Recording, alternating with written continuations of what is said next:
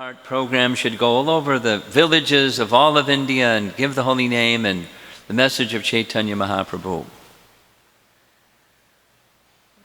There's more examples, but the clock keeps moving. Some devotees brought some buses from Germany, Mercedes buses, along with the latest of technology at that time was a Fairchild projector, and some of these videos that Yadobar had made, they made them compatible to a Fairchild projector, and in villages seeing projection at that time was like, wow, you got a crowd, just get some technology going. Of course, kirtan and drama and speaking, but one of the highlights was this Fairchild projector, and they sold so many books, and Prabhupada was so pleased and said, I've had this vision for decades that we should have such transportation crisscrossing throughout the whole of the subcontinent of India and hold Pandal programs. We just kind of were catching up to what his vision was, just filling it in.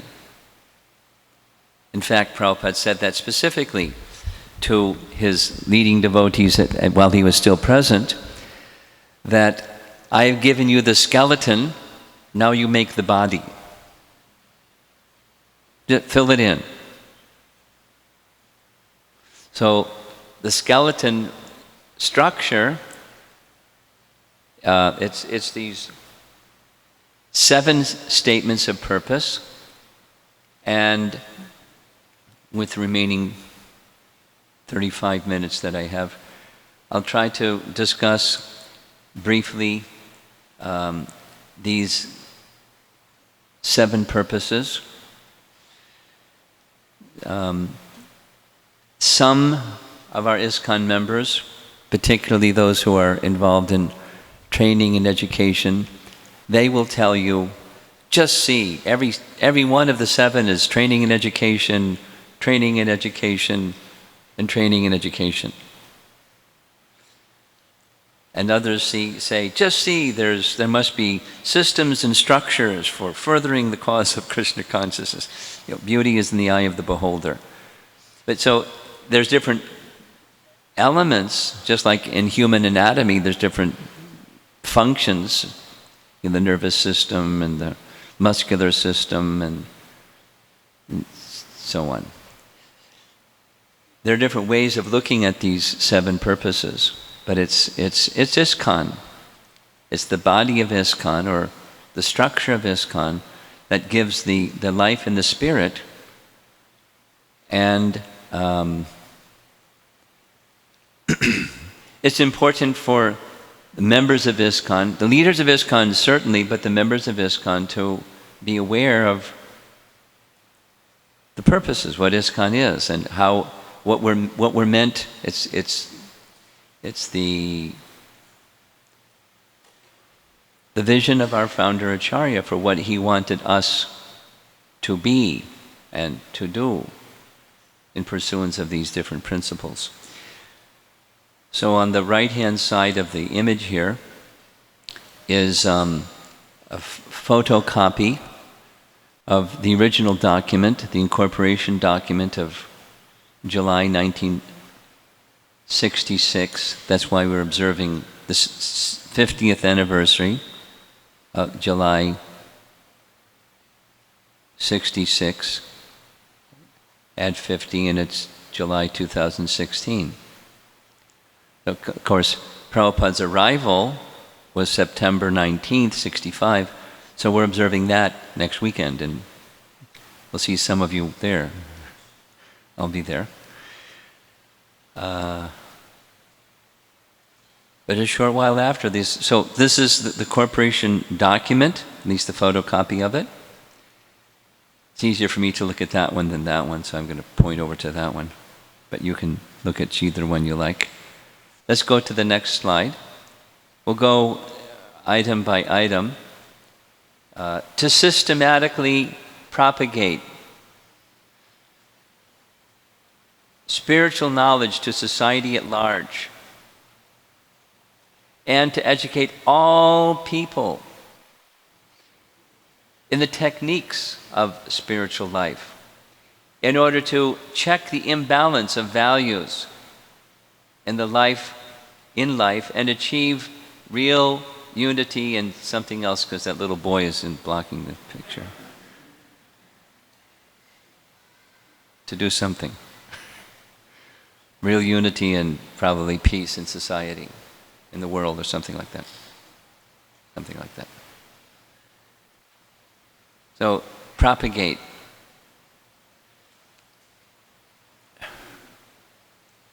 We often, or Prabhupada would often use the word mission.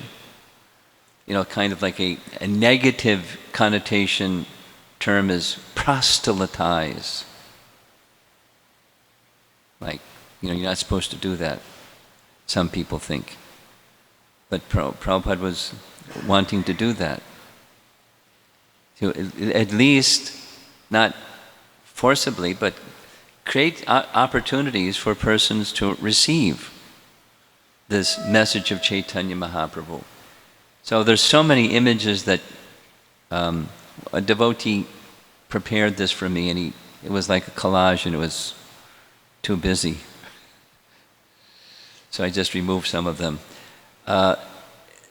The ISKCON Congregation Development Ministry is one example of an attempt globally to bring members at large, people at large, into at least give them the opportunity to hear the message of Chaitanya Mahaprabhu and receive informal at least, or semi-formal education in these values and techniques.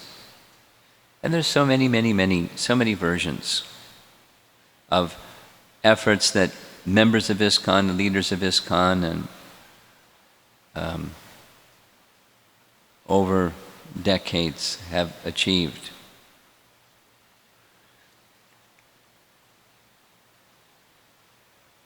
It doesn't necessarily require a temple. It requires people coming together and people going out to meet other people so they can propagate spiritual knowledge.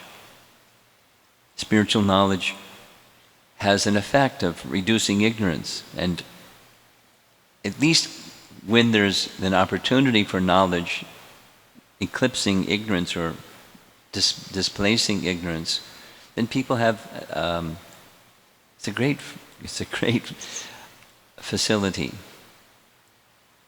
to eradicate suffering, because the root,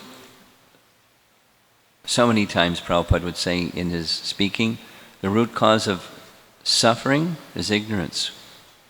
So bring knowledge and it reduces suffering, or can eliminate suffering. That was the compassion.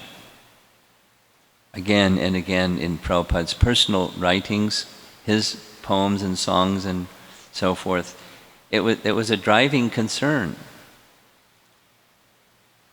of reducing the unnecessary suffering of the world.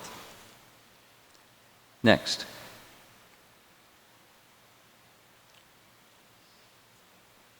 It's supposed to be in different color. To propagate the consciousness of Krishna as it is presented in the Bhagavad Gita and Srimad Bhagavatam. Oh, I know. Anyway, I hope I gave you the right version. May not have given you the right version. Okay, go full screen. Go ahead. Go full screen. Okay. Examples. Here's two very prominent ones. Burijan Prabhu was a trailblazer and has been for many, many years by starting the VIAG, and then that was copied over there in Mayapur for the Mayapur MIHE, Institute for Higher Education. And then that was just general subjects, and then it became other subjects, Bhakti Shastri, Bhakti Vaibhav, and so on and so on and so on, and teacher training and opportunities for higher education, of course, the Bhaktivedanta College, and there's so many such efforts all over the world. All over the world. One of the inspiring personalities in this field for me is Bhakti Vigyan Maharaj in Russia, Moscow. Some Russian devotees here are smiling, they know him. Such an amazing devotee, and he couldn't wait for the rest of the world to get some things together, so he just started doing it himself. And he's a very mild person, but he happens to have a PhD and a brilliant mind and a visionary. And just so for the Russian-speaking devotees, he began some different versions of this. Something for brahmachari training, some for leadership training, some for education, and on and on and on. And there's so many wonderful devotees that have done these kinds of things, but it's in pursuance of the obvious, the propagate an awareness of Krishna as it is presented or revealed in Bhagavad Gita and Srimad Bhagavatam, and of course literatures that further expand those two. So education, very clearly, for those that are the education and training fans. Next. To bring the members of the society together with each other and nearer to Krishna, the prime entity, and thus develop the idea within the members and humanity at large that each soul is part and parcel of the quality of Godhead, Krishna. Well, it's very nice sounding, and we all agree with the philosophy, but this isn't just philosophy, it's bring people closer to that realization or state of consciousness. And so many, many, many efforts. I mean, part of this is to see what Prabhupada asked and to celebrate that we've made a lot of strides forward despite obstacles and setbacks, and the fact that we're in the midst of Kali Yuga and the river of degradation is moving very swiftly. It's like rainy season, going downstream faster and faster. And nonetheless, so many wonderful efforts have been made. Right in the middle, those three in the middle, ISKCON 50 is in part to celebrate and to communicate to the world the achievements of ISKCON, the gifts of ISKCON to the world. Let people recognize we're here to serve you, and these are ways in which we can serve you. On the left side is the logo for the Gbc Strategic Planning. So, not just GBC members, but hundreds of devotees. We heard some description earlier today of the ILS, the International Leadership Sangha, leaders from all over the world coming together to make plans together, cooperatively, how to make a better worldwide organization and more effectively give this message and share best practices and different systems and structures and on and on and on. Very extensive, sustained for a period of now 9 years from when the strategic planning effort began, and it's continuing to grow. It's not easy to do something like that. Get a good idea and then stay with it and continue to make it manifest, grow it, propagate it. I invite you all to participate with us, as was being encouraged by Nityananda Prabhu. Come and attend and see what's going on from the global leaders and efforts to make ISKCON going into the next 50 years, a stronger, better, more devotees, happier devotees organization. It's a wonderful, wonderful challenge.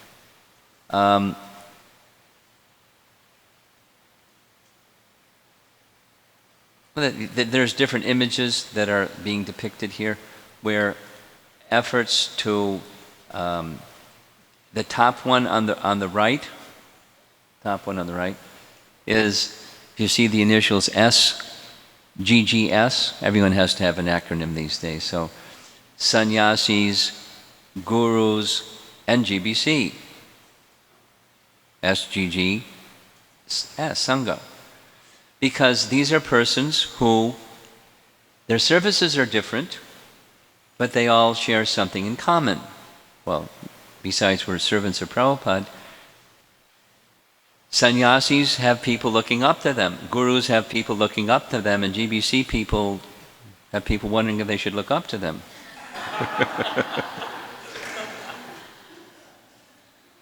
That was a joke, but it wasn't a joke.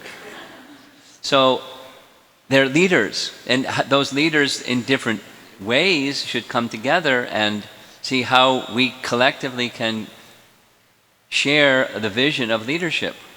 This exactly on this item of bring the members of the society together.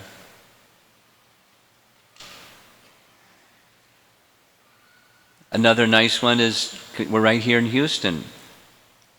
The very wonderful group of devotees that have made their own 501c3 organization, TSI. Some of them are here, some of them probably still organizing stuff. The Sangha Initiative Group.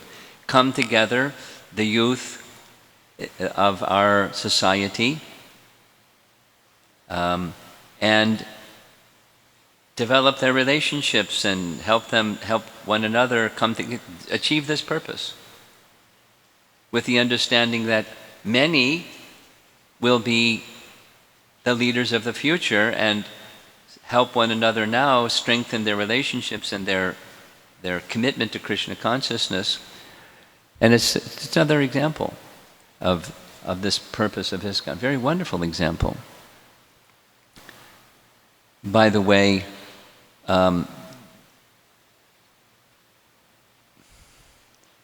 many of you are not so familiar, maybe some of you are familiar, with there was a period in America's history where the Hare Krishna movement was considered a cult, and there were anti-cult people and anti-cult organizations and deprogrammers and yada, yada, yada. So one of the things, that criterion that they use to distinguish a minority religion from a cult is one becomes a minority religion and graduates from being characterized as a cult when the children of the membership continue on in the organization. And TSI is such an example. They're not all from devotee families, but many are from devotee families, and they share that common experience. And it's a wonderful tribute to ISKCON 50 and this nice purpose of ISKCON. Next. Moving on to number 4. To teach and encourage the Sankirtana movement of congregational chanting of the holy name of God as revealed in the teachings of Lord Sri Chaitanya Mahaprabhu. Congregational chanting. Of course, how the congregational chanting, the form of it began very simply, just go out on the street and chant. Of course, we would have kirtan in the temple for arti, but the forms of expression of that have grown and grown. Just a little sharing. There's a group in Shanghai, group of Chinese devotees that call themselves, they have a name, let me see if I can remember the name. The something band, I forget it's what they call it. The something band, a Sanskrit name. And the devotee that sings very beautifully, it's all Indra melodies. You just listen to Indra 24 kirtan songs, and he hasn't even been to India. Bhakta Bhai, not even initiated, but just sings so wonderfully. And he's a celebrity in Shanghai amongst the yoga circuit. They sign up months in advance to get Bhakta Bhai to come and sing at their place. Just kirtan at yoga societies. And then, of course, there's Prabhupada's books, and from that they have a gradual system of, this isn't the right form, but it's a fantastic system of taking people from that experience into studying Prabhupada's books and practicing Krishna consciousness. But from this propagation, when in North America we were engaged in more actively amongst the leadership in strategic planning, one of the functions, Bhakti Marg Swami took an important role in creating a manual for kirtan. And something was borrowed from something that Indra Maharaj had done previously in Europe. Anyways, there is such a manual for kirtan. And there's another image that's going to show up. One click. This is the Boston Common. This was from a Back to Godhead magazine. I happened to be in the picture. I didn't select the picture. But Back to Godhead magazine, they wanted to do tell people about the Hare Krishna movement, Sankirtana.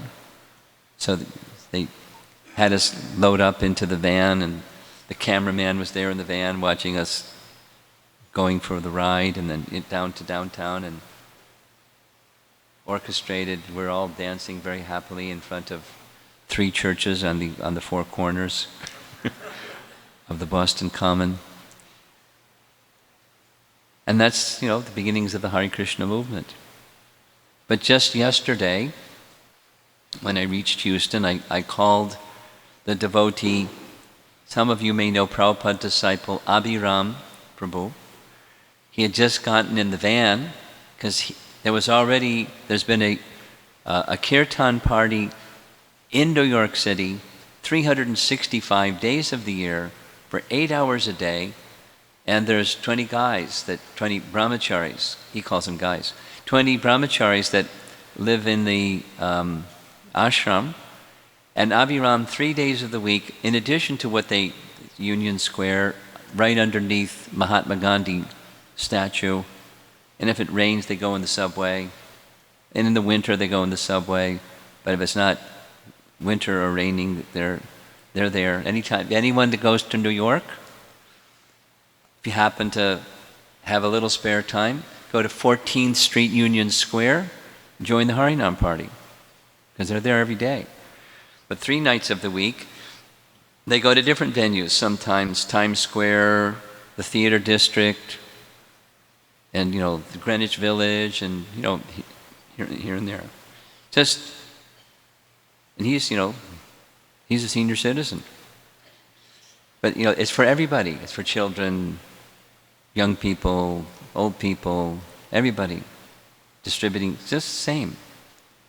And that effect is because I travel, and I find people say, "Yeah, I saw that Harinam party, and we're doing Harinam over here." And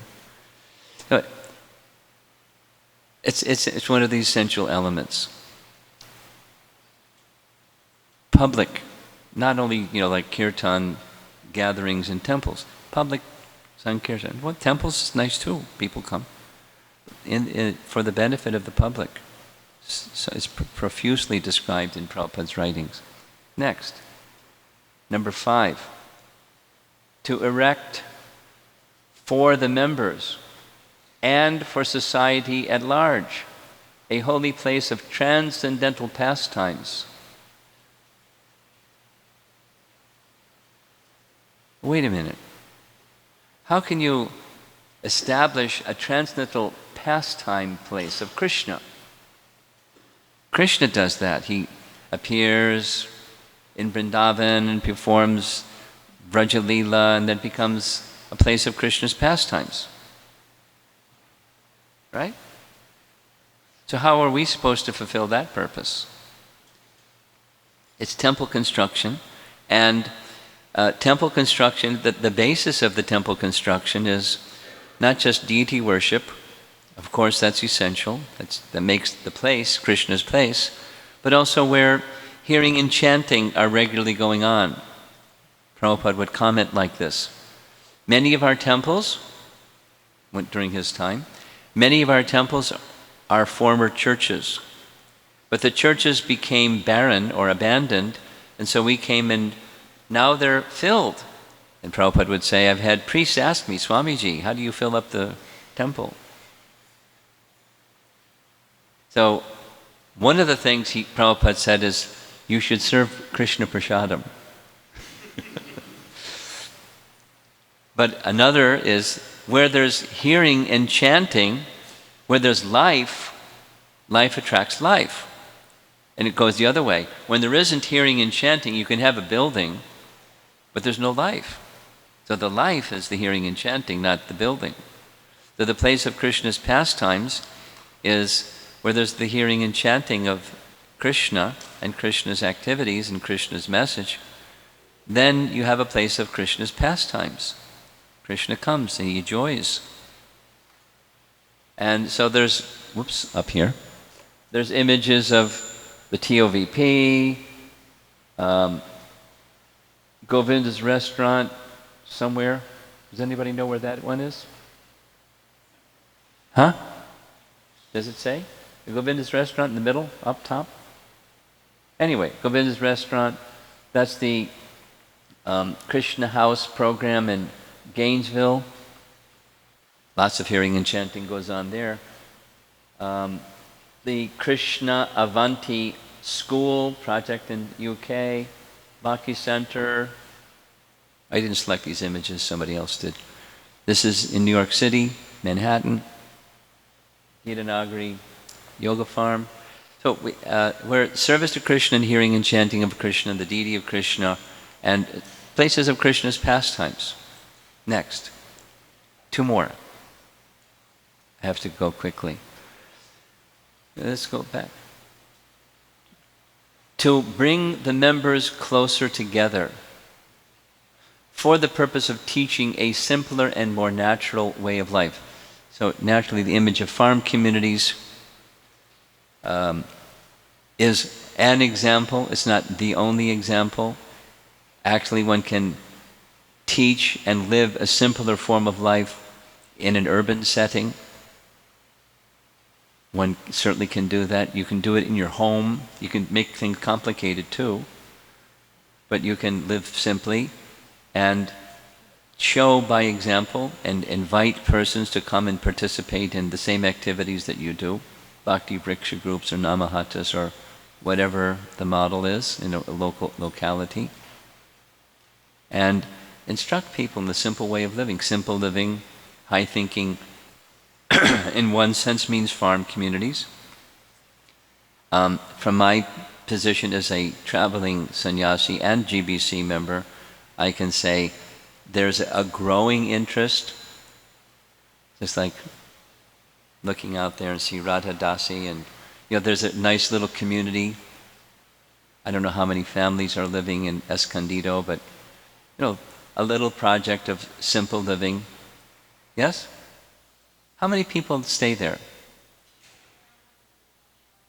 Okay.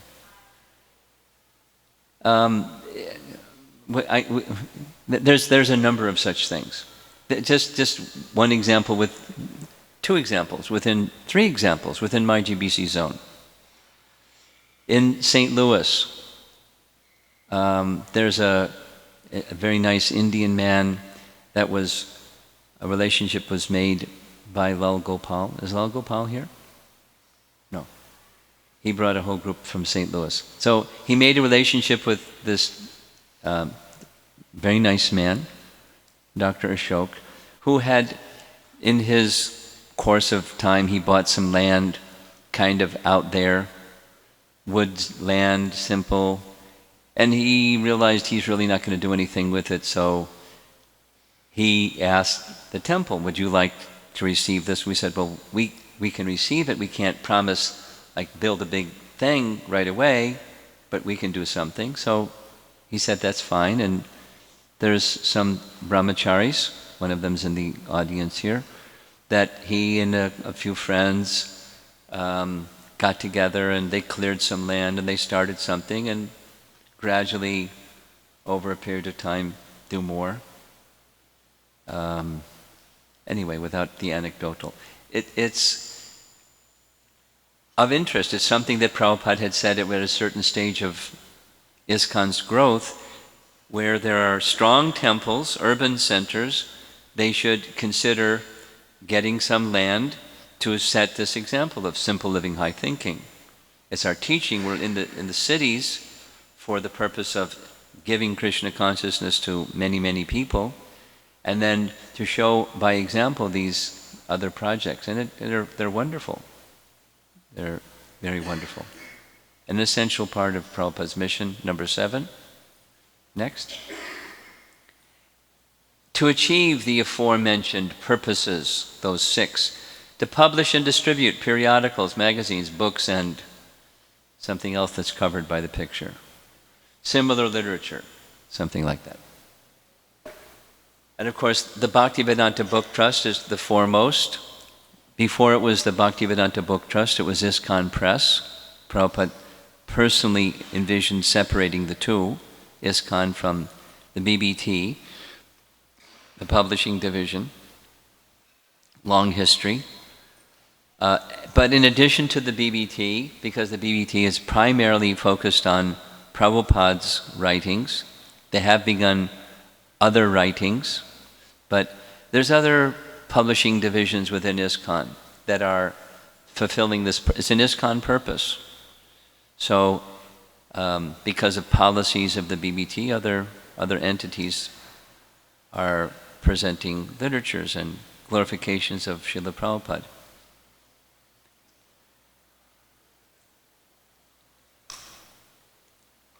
It's a challenge to get a number of, just how many Bhagavad Gitas has the BBT printed since the BBT started printing Bhagavad Gitas? Does anybody have any idea how many million? The BBT trustee that sometimes ventures forth an answer is from the Northern Europe BBT, Brahma Muhurta. And I'm not going to say a number because this gentleman has a camera going and I'll probably have the wrong number. But, lots of Bhagavad Gitas in languages all over the world. Millions of Bhagavad Gitas in languages all over the world. And those numbers are increasing and increasing. The languages are increasing and increasing. The enthusiasm is increasing and increasing. And not just Bhagavad Gitas. And then, of course, go back and recycle, to teach people how to live by those principles. So, looking at the clock, he wants me to end at 5 minutes before 4 so he can make some announcements.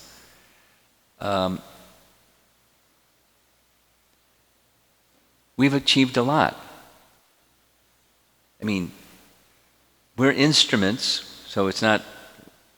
We can celebrate that a lot has been achieved, and the empowered founder Acharya Srila Prabhupada convinced, impelled, gave the confidence and courage to go forward and do Mission Impossible, just like we heard from Prabhupada speaking about arriving in Boston.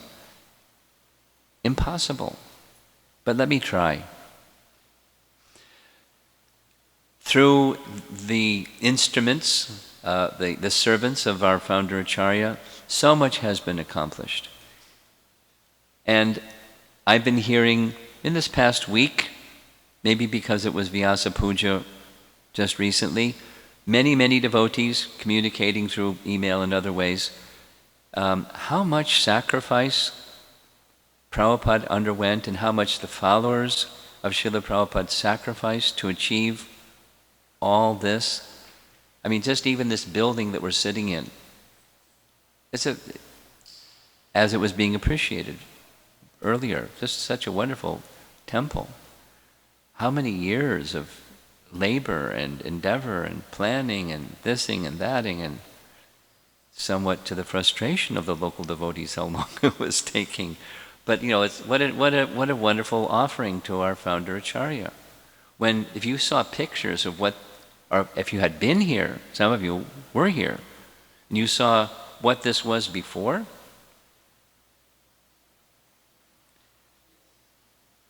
it was, it wasn't impressive. It was a little wood frame church that was with a sagging roof and no people to maintain it. A little brick building over on that side that was where the office was and where they had their Sunday school for the kids. And that was it. That was, well, Kalakanta gave this really wonderful description of what that whole experience was in Rosalie Street before this came. Anyway, years and years and years of labor to get this. Now, certainly some of you are part of doing that in your own locality because you're from places all over the place. And then it's not just building structures, it's training devotees, and anyone that's trained devotees knows how much sacrifice it goes into helping someone become a devotee and become a trained devotee and a quality devotee, because those are the offerings that we want to give to Srila Prabhupada. A garland of nice devotees. So I was thinking before coming over here of making a list of what are the opportunities and challenges, or challenges and opportunities, whichever you want to look at it, awaiting us. This list is a long list. Lots of sacrifices awaiting us. That every town and every village.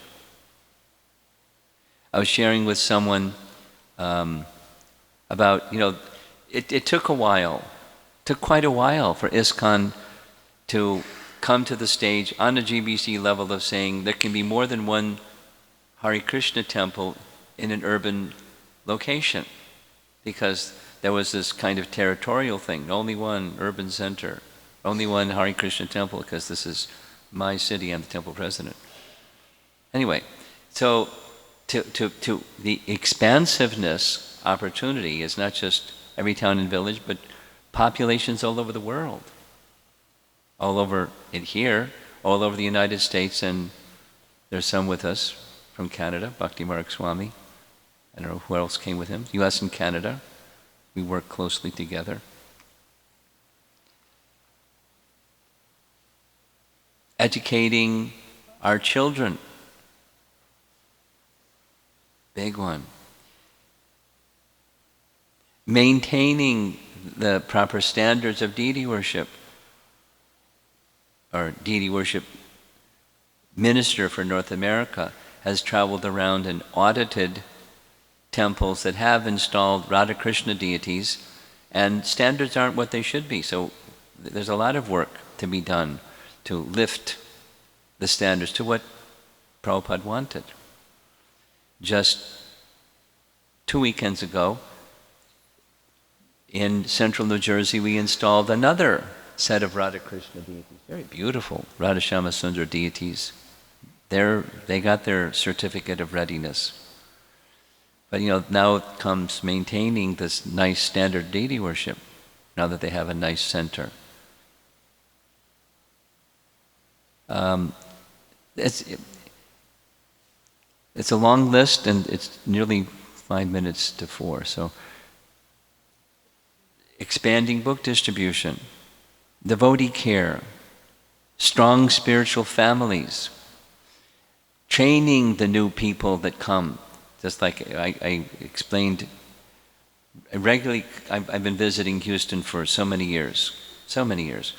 And in my discussions with Shyam Sundar, it's not just when you construct the temple, you're going to have a lot more people coming here, and you have to have a way of training everybody. That's a big task, training people. And then with that, then their different needs and their different interests and their requirements. And I just had a conversation today with the devotee that's overseeing the Boston Festival. They don't have a clue how they're going to prepare all the prasadam for all the people that are coming. 1,300 people have signed up. And they just have a little temple, anyone that's been to the Boston Temple. They don't know what to do, how they're going to accommodate everybody. They rented the biggest boat that goes out into the Boston Harbor, and it holds 900 people, but they got 1,300 people that want to register. The boat will sink.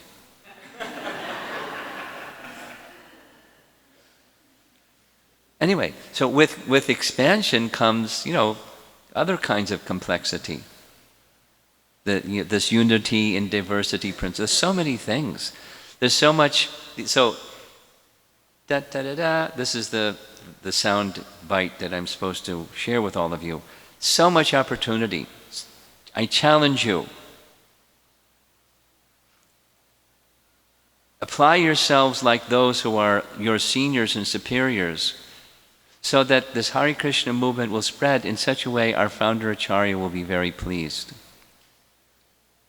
Should I say it again? I'll say it differently. It's just like at the ILS 2 years ago, Devamrita Swami was one of the presenters, and he challenged us. He kept saying it over and over again. You in the first world countries, don't just go for the low-hanging fruit. Like, look around the room, non-resident Indians. But Prabhupada didn't come to America to give Krishna consciousness to the non-resident Indians. Those of you that live here in Houston, you know how Tamal Krishnaraj was so firm on this. Yes? They're nodding their heads. So there's a challenge. So we held a seminar on reaching the hearts and the minds of the Western public. So it's nice to have a seminar. And then there's work. And who's going to do it? Somebody else, right? The people in the room are going to do it if it's going to happen. And in the upcoming year, make plans of how you can offer to the public presentations of what ISKCON is in its ISKCON 50 year, and going over the next decade or 2 or 3, especially those of you that are younger and have more vitality, how to make an offering to our founder Acharya that fulfills these purposes in ways that surpass what we presently have. At least maintain what we have, and expand it if you can, is exactly what Prabhupada said. I'm challenging you. It's not a negative thing, it's a positive thing. Take it up. And those that hear the challenge and say, well, I'm a small person, but I hear the message and Prabhupada didn't consider himself qualified. I'm not a world acharya either, but to my capacity, let me try. And then gather together with others, and because with teams of people, then something one of us alone cannot do can become possible. Work cooperatively, respectfully towards others that are doing other services, and move this, maintain the organization standards in ways that Prabhupada gave us, and take it further, take it to the next level. Don't wait for someone to do it for you and then go along for the ride. Take some initiative. The boldness of how Prabhupada inspired and enthused his followers to do these things. That's how it happened. Many people did many things that they had never done before. because Prabhupada wanted. So we did. So now you do. Srila Prabhupada ki? Jai.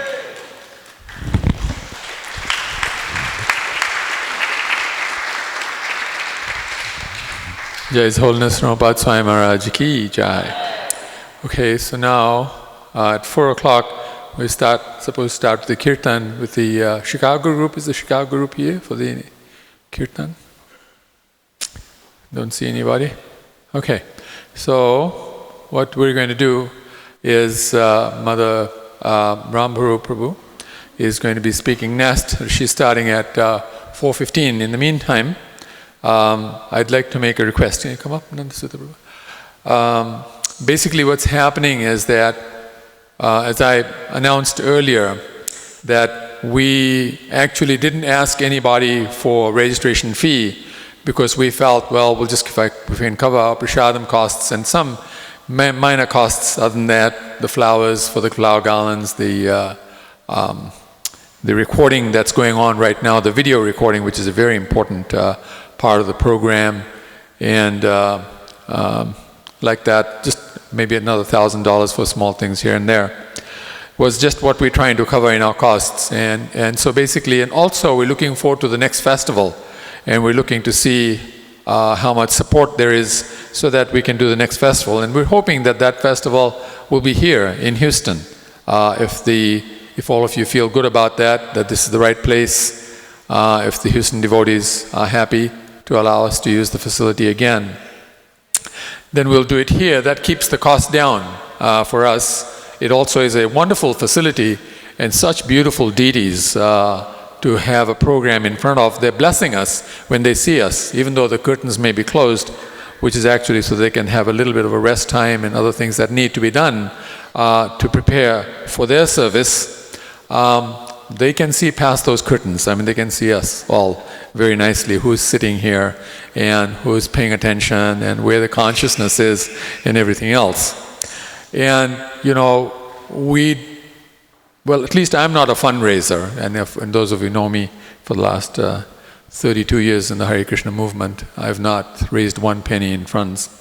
But I can say that I do appeal to all of us in our hearts that we really want to promote this program.